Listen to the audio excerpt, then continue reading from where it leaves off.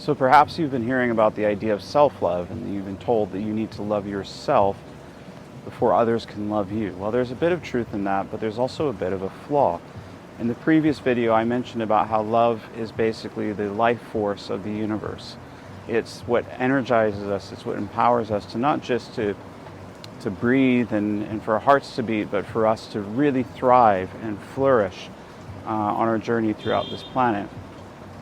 So it's a very important concept, and with that is the idea that love happens as an exchange between two different beings, two different entities. So if it's two people, you have two people where one is providing an exchange of their life force to the other person, and that person then is growing through that life force, and they're able to flourish and find fulfillment. So when we talk about the idea of self-love, then we're now talking about something entirely different. If you think about your love center as being like a battery that needs to be recharged from time to time, in the idea of self-love, how does a battery recharge itself? The answer is that it can't. The battery needs to tap and connect to another source that can then recharge it, and it has a sort of current flowing through it that allows it to be able to replenish itself. So love works exactly the same way. In order for you to find that sort of self-love that you're looking for, you have to tap to your source, your higher source, and you have to learn to connect with that part of you which is eternal, which is divine, which is not just living here in the here and now, but has existed outside and exists outside of space and time. When you connect to that higher source, the next step is really to open yourself to that higher source, to allow that love current, that energy to flow through you.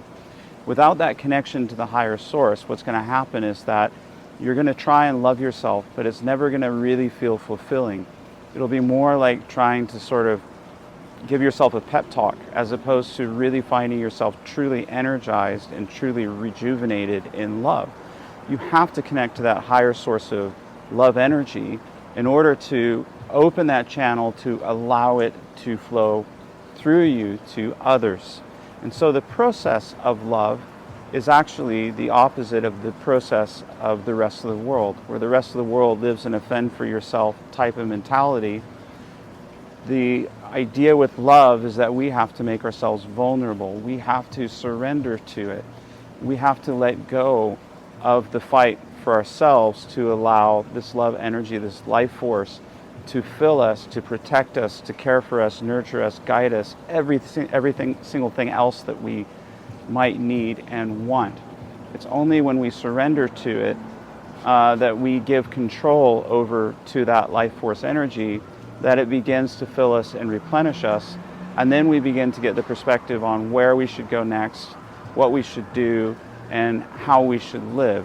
So it has to be in that flow. Now, the other aspect about a battery that's really interesting as an analogy here is that a battery isn't just one cable that connects to it and it just soaks up this energy. What it does is it creates a flow. It creates a flow of energy in and a flow of energy out. And it's through that process of the energy flowing through the battery that it's able to recharge itself in the process.